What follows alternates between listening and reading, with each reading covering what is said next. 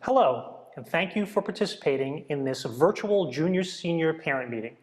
My name is Daniel O'Keefe, and I am the president and principal of Cardinal Spellman High School. I am truly excited to tell you about the wonderful things happening here at Spellman.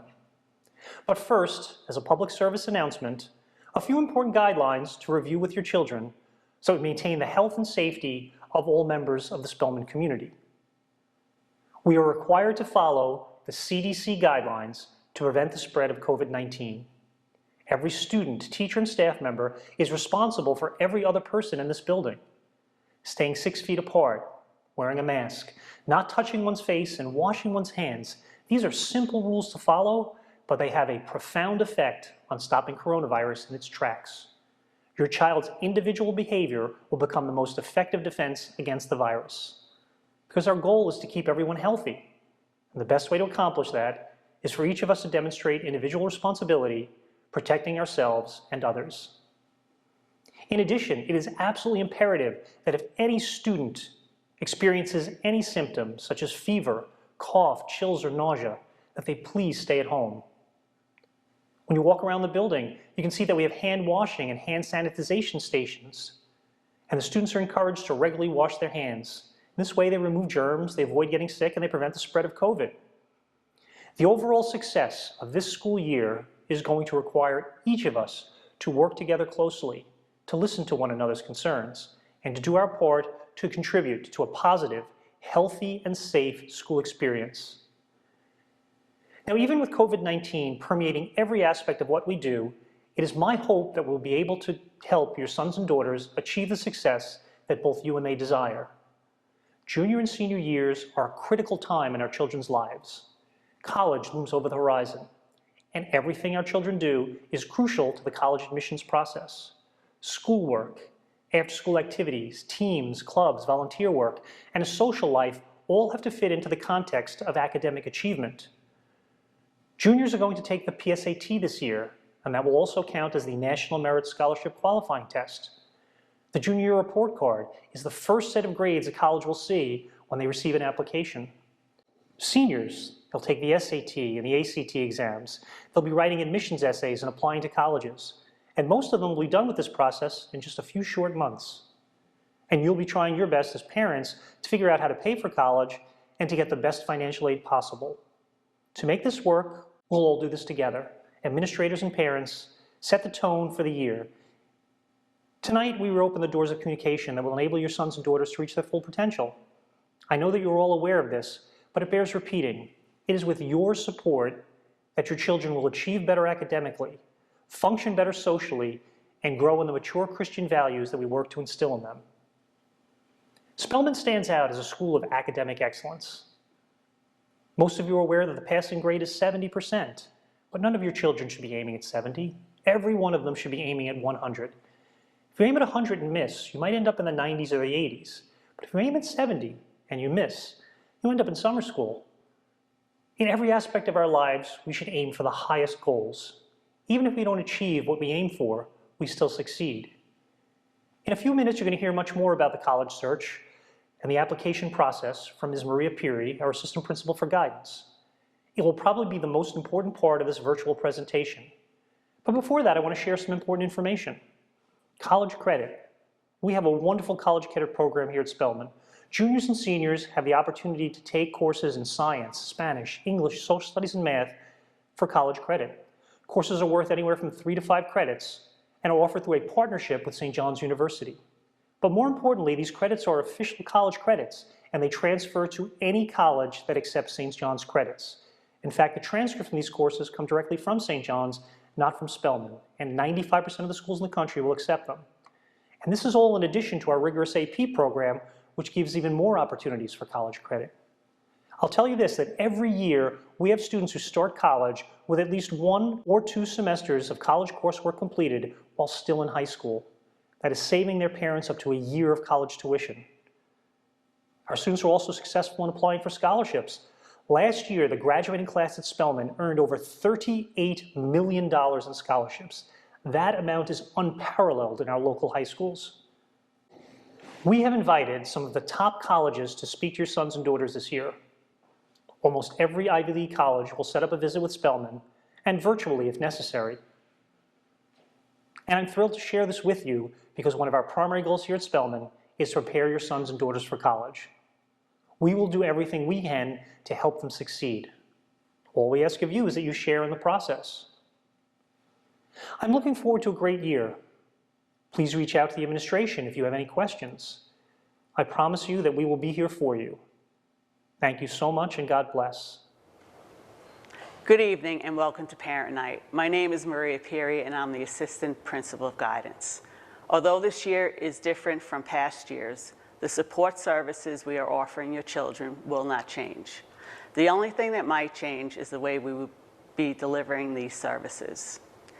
In past years, the guidance counselors would schedule appointments with your children for in-person meetings. We will still try to meet with your children when they are physically in the building, but we will also use the Google Meets platform to meet with students who are full remote learners. Since your children are in the building between 1 or 2 days a week, it is imperative that they make their scheduled appointments. If your child needs to reschedule their appointment or needs to see their guidance counselor for any reason, they should email their counselor. The counselors have created a Google Classroom specific to the junior and senior classes. There you will find important updates, relevant resources, college planning tools, contact information, and an appointment request form. They also have created a coping skills classroom that has useful information regarding self-care, wellness, and managing stress. This email was sent to parents and students last Friday. The guidance department has 5 school counselors. Your child's counselor has been the same since freshman year. We also have a social worker, a mental health counselor, a special education teacher of support services or a SETS provider, and a college advisor. If your child has a SETS recommendation in their IEP, please email me the P4 authorization form so that they can receive services. We also have a full-time college advisor. Her name is Miss Nellie. Along with the other guidance counselors, they have started working with your children over the summer. We realize the pressure of junior and senior years on students and parents. For junior parents, tonight is a dress rehearsal. I want you to get comfortable with the terminology and the overall process. Senior parents, you are going to be in the thick of things very soon. This process can be very stressful, but we are here to help you navigate the college process and alleviate some stress, but this is a two-way street. Your child needs to be an active participant in the process. The college process is a partnership between parent, student, and guidance counselor. Everyone has a role in this process. Parents, assist your children with their applications, but don't fill them out for them.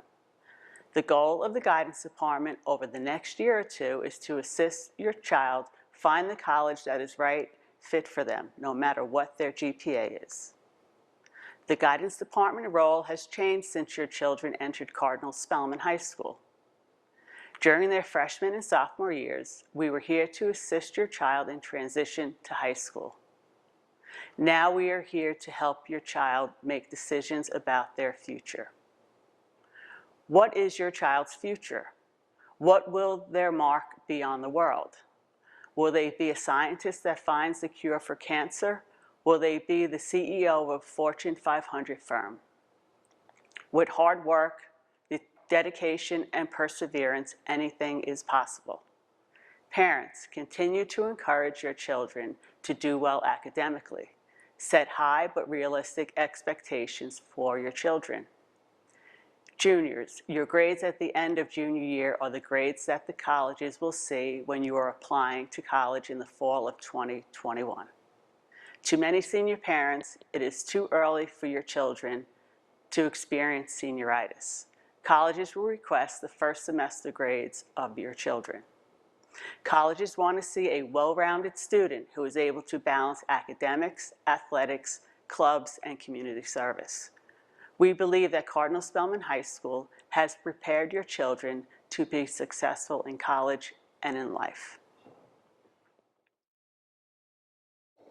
And now we're going to talk about the overview of the college process. As I said before, here are the 5 guidance counselors and the college advisor. If you need to reach them for any reason, you can email them or call them direct.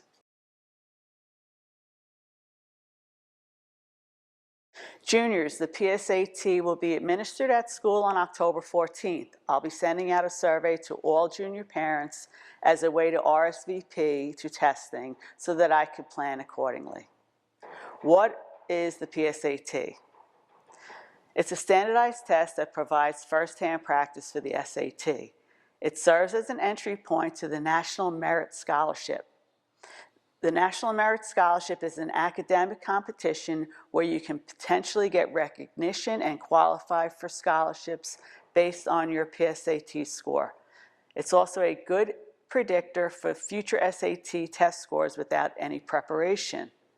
And the PSAT will indicate strengths and weaknesses to help prepare for the SAT. Juniors, this is a brief outline of what your junior year should look like. First and foremost, get serious about school. I can't stress this enough. Whatever your grades are at the end of this year is what the colleges will see when you are applying to college in the fall of 2021. So if you have excelled academically, continue to work hard. For those of you whose grades can improve, start this year off strong. Also build a college resume. Join athletic teams, clubs, and do community service. Seek out leadership positions in those clubs and teams. Do summer internships. Once your PSAT score reports are released on December 7th, your child can link College Board and Khan Academy. Once they link these accounts, they can get personalized study plans and concentrate on areas that need improvement. This is a free tutoring service. Also, register for the spring and summer SAT or ACT. Start building a college list and do research on colleges. And also attend virtually college visits and college fairs. The College Board did a study in 2017. The results were based on 250,000 students. The study found that after 20 hours of SAT practice using Khan Academy, students' score on the SAT increased 115 points from their PSAT scores. So take advantage of this free service from College Board and Khan Academy. The colleges highlighted are the colleges that the class of 2020 are attending. What is the legacy of the class of 2021? What college is the right fit for your child? The goal of the guidance department is to assist your child in finding the college that is the right fit for them. There is more than 5,000 colleges and universities in the United States. The most important questions are, will I be happy here? Can I see myself being involved in this college community? Okay, parents, let's start off with the basics. There are 4-year college programs that lead to a bachelor's degree. There are also 2-year college programs, which leads to an associate's degree. Private colleges or universities are funded by private donors and individuals. They're not funded by the government. Private institutions tend to keep the class sizes small, and there are more discussion-style classes. Tuition is more expensive at a private college, but they tend to give more financial aid.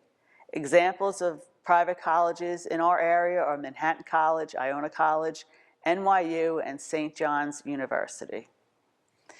Under the umbrella of private colleges are Ivy League schools. The Ivy League schools are UPenn, Harvard, Yale, Cornell, Dartmouth, Brown, and Columbia. These are highly competitive colleges, and they admit the top of the class. Public colleges and universities are funded by the state.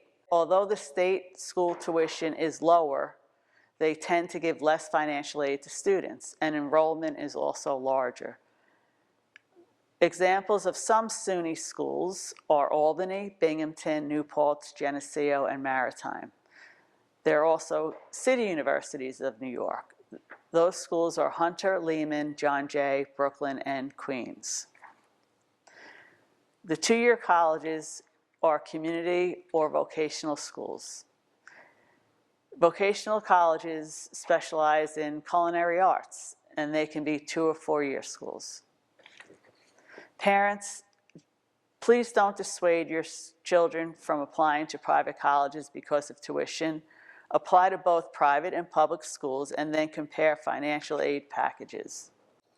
We will ask your children to apply to reach schools, match schools, and safety schools, and you can read the criteria for all. We usually ask your children to apply to between 6 and 8 colleges. Now more than ever, colleges are looking more closely at the student's GPA and the rigor in curriculum. More than 1,000 schools have gone test optional due to COVID. Test optional means that colleges give you the option of submitting standardized test scores. If you do submit scores, the admissions committee will consider them. However, if you don't submit standardized test scores, they won't penalize you. If you're not submitting standardized test scores, then more emphasis will be placed on grades, academic rigor, and essay writing. As of March 2020, there are 0 U.S. colleges that require SAT subject tests. Colleges are also looking for essays or writing samples. Senior parents, your children will begin discussing the Common Application essay prompts and writing their first drafts in their English classes. Colleges also want 2 letters of recommendation and 1 counselor letter. And they want to see that you're doing virtual college visits, and they want to see what extracurricular activities and community service you have done. Class of 2022, plan for test prep as you would have pre-COVID, as many colleges will go back to requiring test scores. The National Association for College Admission Counseling did a survey in 2018-19. The results of the survey rates what is important to admissions committees at colleges. This study was done pre-COVID. As you can see from the results, grades in all classes and college prep classes topped the list at 75% and 73%. Third, at 62%, was strength of curriculum. SAT and ACT scores were at 46%. Since most schools are test optional, those results will shift to other categories now. For instance, essay and writing samples will hold more weight on the college application. Essay writing is the only opportunity that children have to let the admissions officers know about them, their character, their accomplishments, their obstacles, and how they have persevered. They need to write an essay that will grab the attention of the college admissions officers. Naviance is where your children will list colleges and do research. On Naviance, seniors will change colleges I'm thinking about to colleges I'm applying to. They also need to complete their resume so that teachers can view this in order to write letters of recommendation. They are to request their letters of recommendation via Naviance, and they need to email their teachers direct. The Common Application is a universal college application accepted by 700 colleges and universities. The Common Application is a central portal for college applications.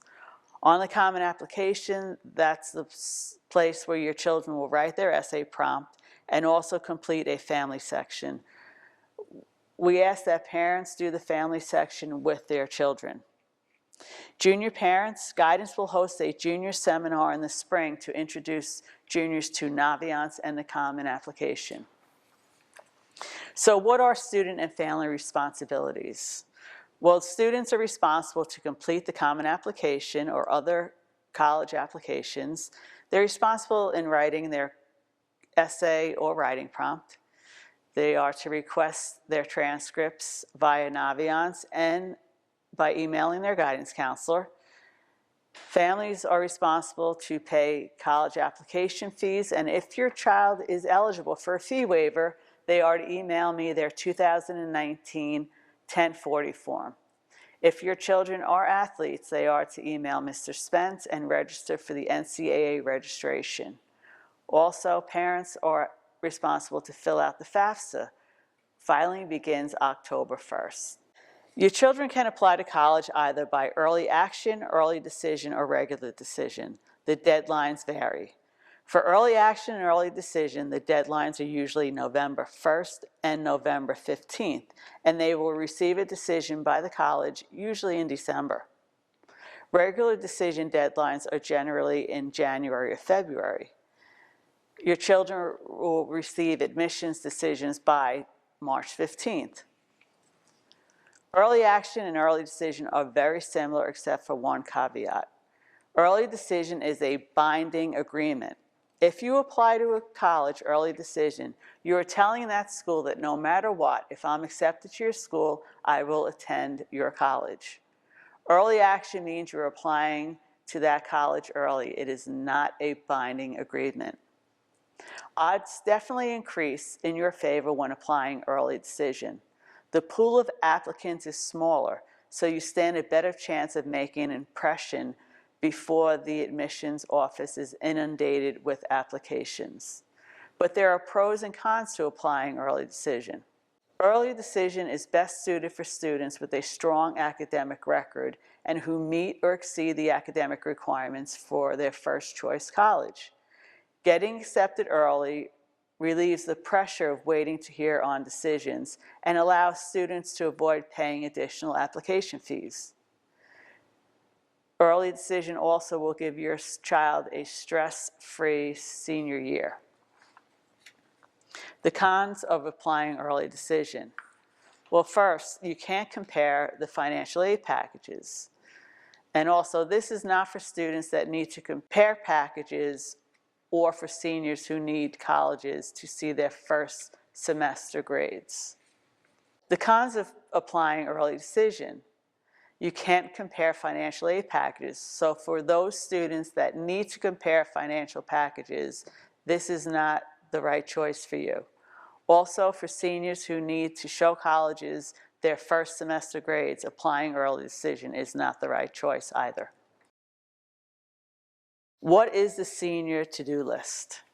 You can register for standardized testing, although many schools are going test optional. Research the schools that you want to apply to ascertain if standardized testing is optional.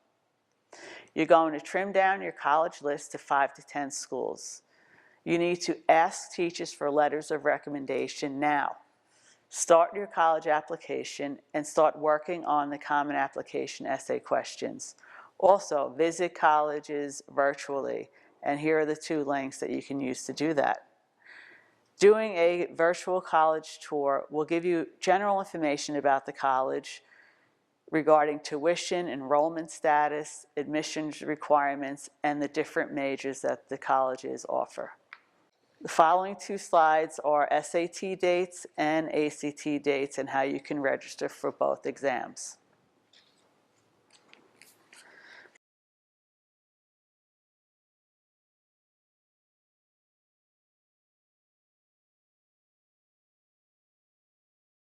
Students will meet with their counselors and college advisor individually or in group sessions, either in person or through the Google Meets platform. To book appointments with Ms. Nellie, you can email her directly or use the following link. I know I gave you a lot of information tonight, so if you have any questions, please email your child's guidance counselor. We are here to help you with the college process. Our next speaker is Brian Ghanoo. He is the Assistant Vice President for Student Financial Services from Fordham University. He will discuss with you financial aid and FAFSA. Thank you for your time tonight.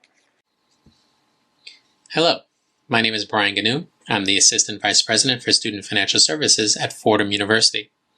Thank you for joining me today as we discuss the financial aid application process.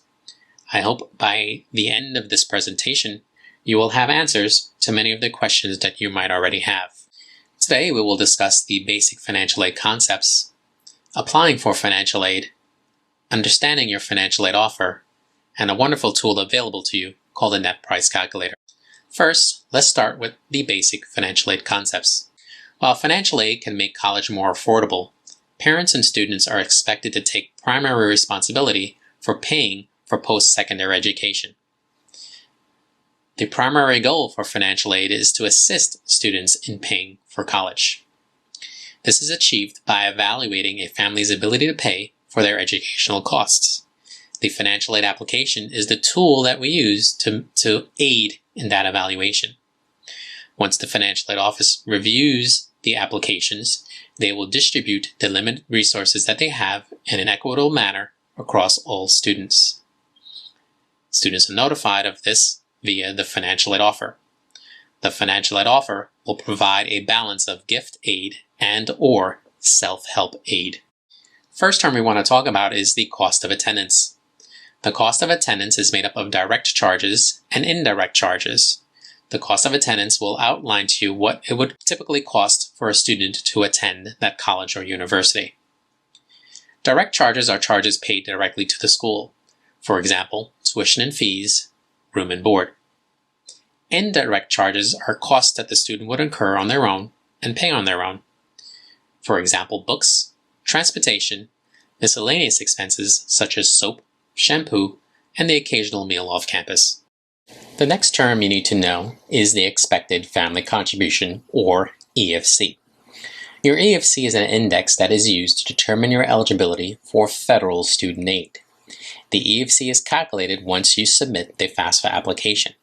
It is based on the asset and income information that is reported on the FAFSA.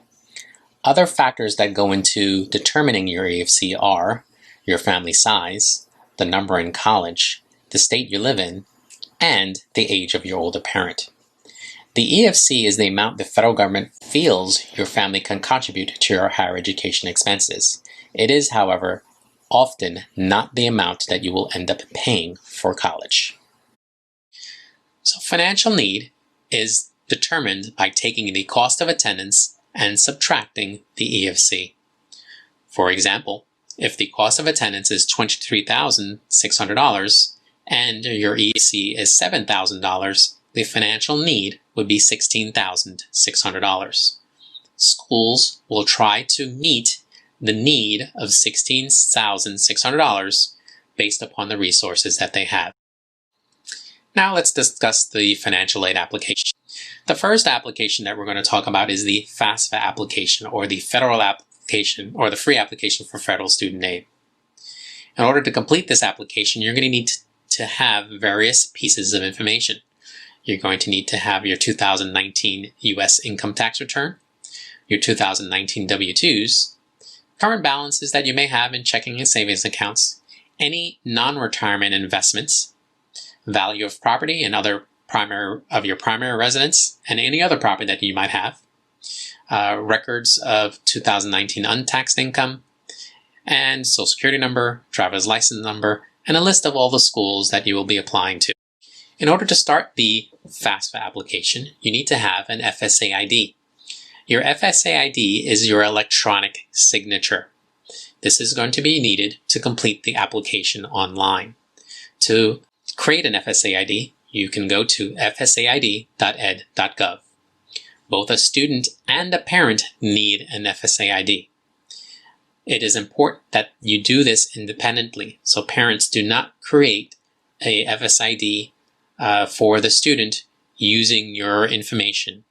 If you do, when you go to create your FSA ID, it will say that information is already being used and you would need different information. To complete the FAFSA, you will go to www.fasfa.gov. And the FAFSA becomes available for the 21-22 year on October 1st. Make sure you understand and make yourself aware of the deadlines that the various schools that you're looking for, when they need to have the FAFSA application received. Filing the FAFSA online is easier, faster, and less error-prone. There is skip logic built into the FAFSA so that it will eliminate questions that are not applicable. And there's also logic in there so that when you go to submit the application, if you're missing anything or if anything is incorrect, it will alert you to it and direct you on where to correct it. When completing the FAFSA application, you will have the opportunity to import your tax data from 2019 directly from the IRS. This is used by using the IRS data retrieval tool. This is a secure way to bring in that information.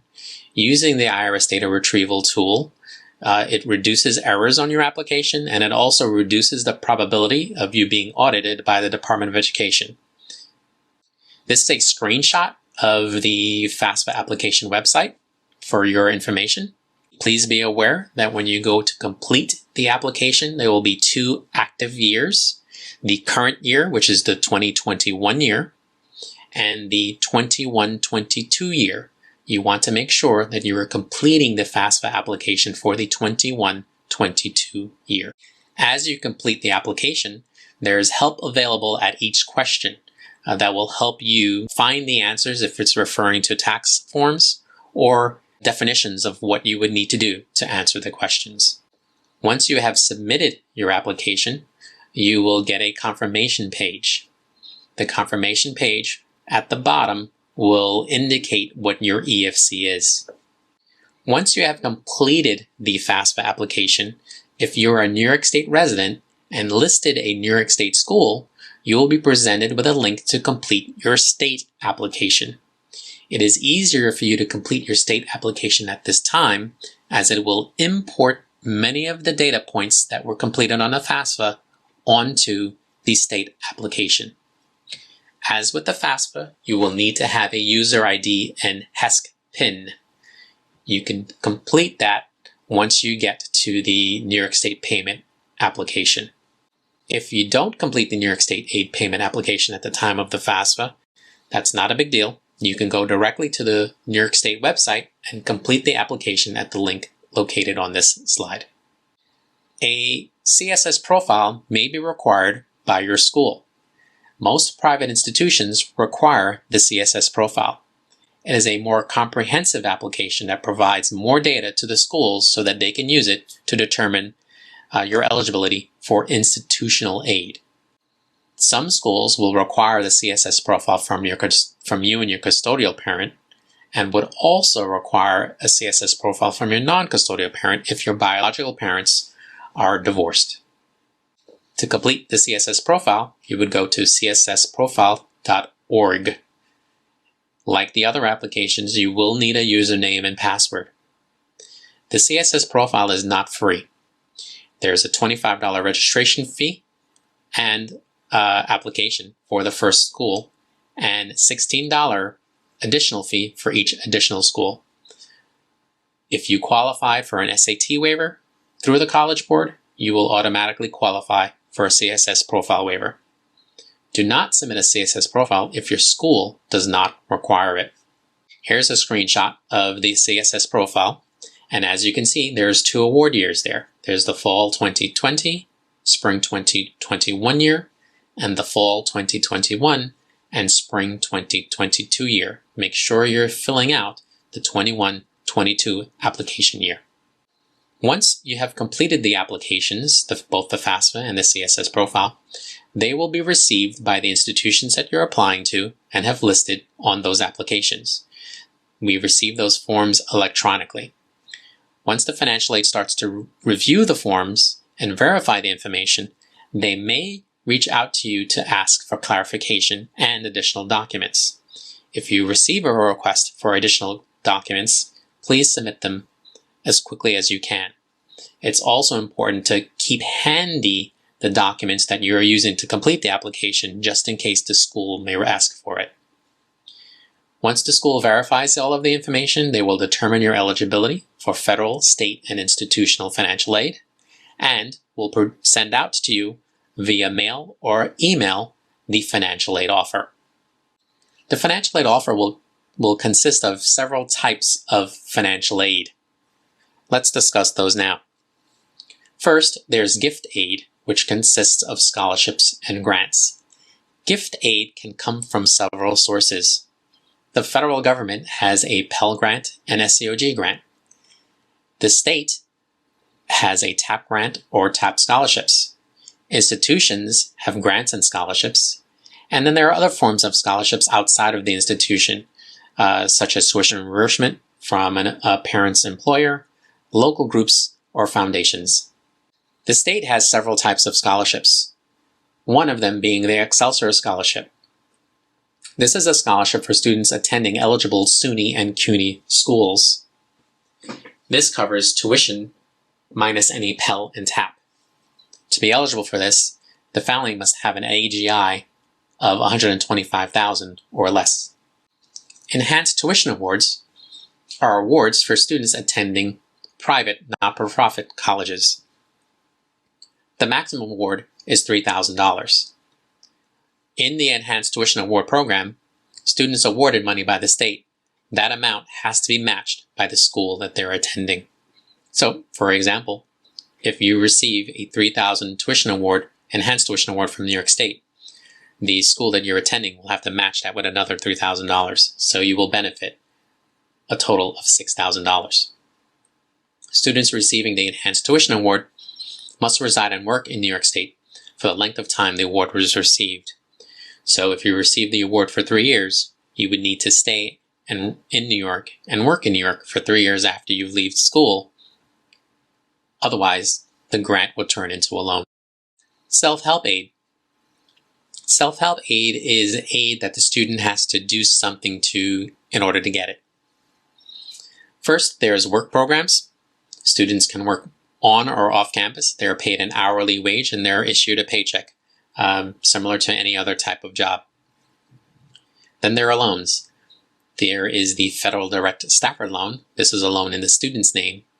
And then there's the Federal Direct Plus Loan, which is a loan in the parent name. The Federal Direct Student Loan is awarded to students based upon the academic year that they're in. If students are a freshman are eligible for $5,500. Once the student is a sophomore, that increases to $6,500. And then in the junior and senior years, it increases to $7,500. The maximum amount of the federal direct loan that a student may borrow is $31,000. Borrowing these amounts every year will give a student over the 4 years a balance of $27,000. A typical example of the repayment scenario is that the student will have to pay, based upon this amount, $320 per month for 120 months or 10 years. There are 2 types of federal direct student loans. There is the subsidized and unsubsidized loan. The subsidized loan is where the interest is paid for on the loan by the federal government while the student is in school. The unsubsidized loan, the federal government will not pay the interest while the student is in school. The interest accrues while the student is in school. The student may elect to pay that interest on a monthly basis. The Parent Plus loan for parents is a loan that, again, can be borrowed by the parent and is in the parent's name for the student. The current interest rate is 7.08%. Eligibility for the parent's loan is the cost of attendance minus financial aid. So if my cost of attendance is $30,000 and I am receiving $15,000 in financial aid, the parent can borrow up to $15,000. Net price calculator. This is a wonderful tool that families can take advantage of, and it will allow you to enter in your information, and it will generate a financial aid offer to you of what your package would have looked like if you were part of the current incoming class. So in November, Fordham University will update its net price calculator, and if you completed it, you would get an idea of what your financial aid offer would have looked like if you were enrolling at Fordham this past fall or fall of 2020. By law, all schools have to have a net price calculator on their website. Here's an example of a couple of financial aid offers at different schools. You have a CUNY school, a SUNY school, and a 4-year private school. The first thing you'll notice is that the cost of attendance is different between the 3 different schools. The EFC is the same because the EFC is going to determine your eligibility for federal aid. So now, using our formula of financial need, which is cost of attendance minus the EFC, we see our financial need varies between the 3 different schools, starting at $17,600 all the way through to $40,600. The student's eligibility varies, though, between the 3 different schools. The federal aid, again, stays the same because the EFC is the same. The state aid will vary a little bit between the three different schools. However, the institutional aid is going to have a big difference between the three schools. The private schools are going to have more institutional dollars available to them than the CUNY and SUNY schools. The loans are the same again because they're federal aid and they're going to be the same across all schools. So now the total aid you see received by the student for both the CUNY, SUNY, and the four-year private schools results in a cost that is very similar at all three schools. So the takeaway from this slide is really don't let cost prevent you from applying to a particular school. You do not know what your eligibility is going to be at those different schools. Understand that the higher the cost, the higher the need, the greater your eligibility for financial aid. I wanted to give you a couple of scholarship search engines that you can use that are trustworthy.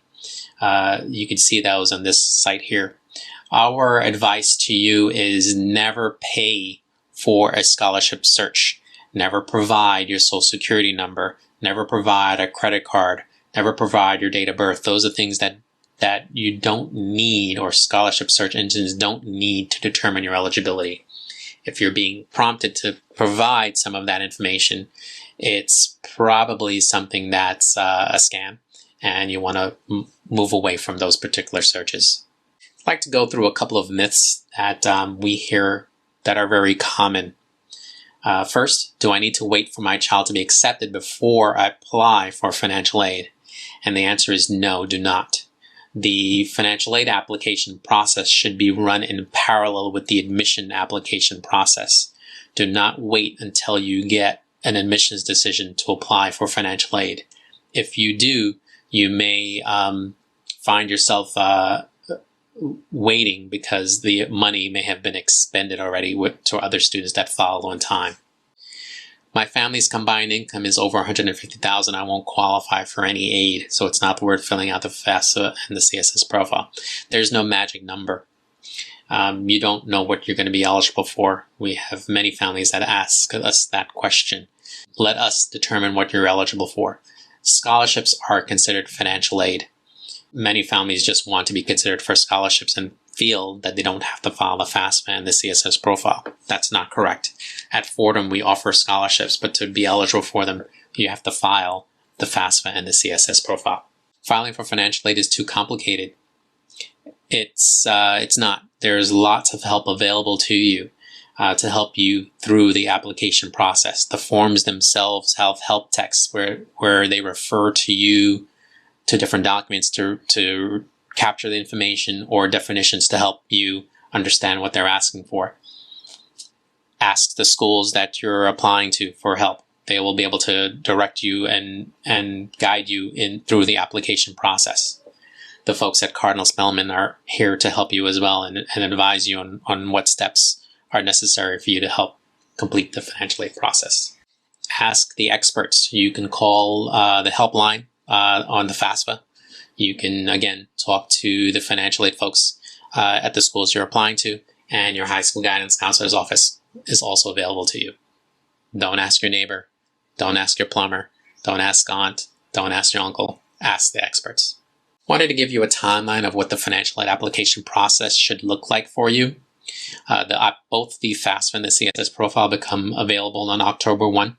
Again, know the application deadlines for the schools that you're applying to. Schools, depending on the admissions plan you're applying to, will start reviewing the applications. For example, Fordham will start reviewing the applications for early decisions around November. For early action, we will start reviewing those applications around January. And for regular decision students, we will start reviewing applications around February. Once we have reviewed your applications and verified all of the information, we will then send out financial aid offers to you. Timeframe will be around March, April. In April, you'll be comparing the different offers that you've received from the schools that you've applied to. And in general, May 1, you want to make your decision and deposit at the institution that you would like to enroll in. During the summer, the students will receive a bill from the institution for the fall semester. At that time, you should be signing any promissory notes if you're electing to utilize the federal direct loan, or the federal plus loans. So in review, you want to make sure you file early, you know each school's requirements, that you meet the deadlines, and that you don't wait until acceptance to file for financial aid. If necessary, estimate. You can always go back and correct the applications. Finally, I'd just like to address one item that we haven't really talked about, which is COVID-19. The applications, as you would have noticed, uses 2019 tax data. And in some cases, your 2020 income is going to be very different than your 2019 income due to COVID-19. What you would want to do is you would want to reach out to the schools that you're applying to and make them aware of the current circumstances that your family is dealing with. They will then advise you on next steps on how they can adjust the information that is being used to complete your application. So I hope this information is useful to you and that it clarifies any questions that you may have had in the financial aid application process. And I'd like to wish you luck in the future. Thank you.